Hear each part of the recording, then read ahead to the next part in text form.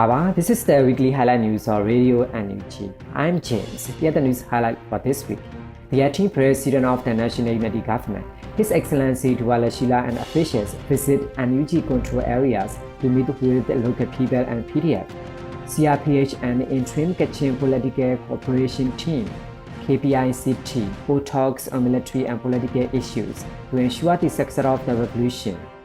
The Ministry of Human Rights of the National Unity Government proposed 5 civilians, including children, killed in repeated military junta airstrikes on the NUG Public Hospital and other interesting news.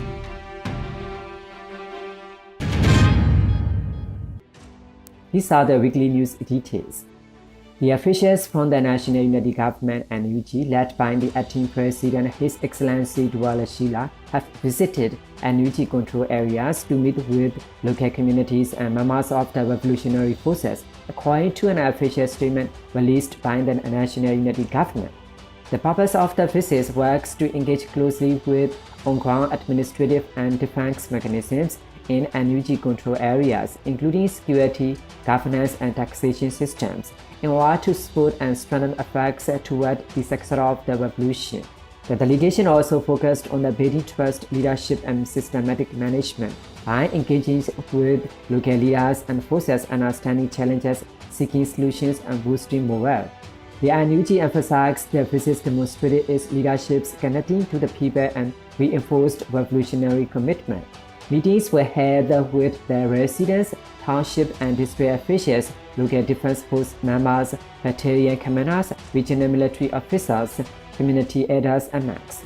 The acting president met with displaced civilians to address their concerns and provide moral support and humanitarian assistance.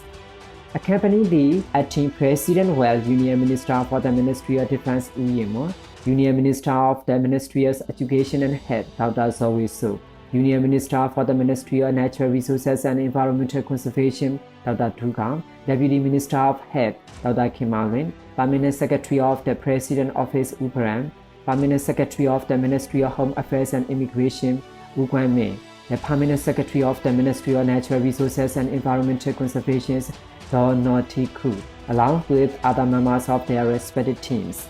The commander of the Military Region 1 oversaw security arrangements for the NUG officials during the trip, and other special supervisions of the Military Region 1. The committee representing Bidang Suludo CRPH and the Interim Kachin Political Cooperation Team KPICT convened via video conference to discuss military and political strategies for advancing the revolution on 31st of July. During the meeting, opening remarks were delivered by CRPH Chairman Wang Jinyong and the chairperson of KPICT. Following the opening remarks, Dr. Ding, a member of the CRPH Secretariat, presented a briefing on the CRPH 2025 activities and achievements. KPICT representatives then presented their organization's current and future initiatives. Participants exchanged views on potential collaborative strategies and future plans, focusing on enhancing cooperation in military and political affairs to ensure the revolution's success. The meeting was attended by the chairman, secretaries, and members of the CRPH, as well as the chairperson and responsible officials from KPICT. The Ministry of Human Rights of the National Unity Government reports that the military junta airstrike on the Chachin Hospital, a public hospital established by the Ministry of Health of the National Unity Government and Eastern Kambalu Township Sakai region, killed 5 civilians including young children. On 29 of July at 10:25 p.m. and 10:30 p.m., the junta fighter jet bombed the hospital, directly hitting the inpatients waiting while internally displaced people were receiving treatment. Besides the fatalities, hospital staff and patients were seriously injured and many inhaled toxic gas. The airstrike severely damaged the operating theater, X-ray room, surgical equipment, staff housings, and classrooms used for training. The Ministry of Human Rights, committed to equality, peace, and justice, will seek to punish the junta for these crimes. The Ministry of Human Rights of the National Unity Government NUG has released detailed information on 3 drone attacks carried out by the military junta on Chaojigong Bakura near Yeshu Village, Matoji Township, Mandalay region on 26 of July. which killed 6 civilians, including 4 children, and injured 6 others. Junta forces around 150 troops launched 3 drone bombs after advances from the Dawu township. There had been no active clashes in the area at the time of the strike. The attack, which damaged the pagoda, forced more than 1,000 local residents from 3 nearby villages to flee their homes for safety.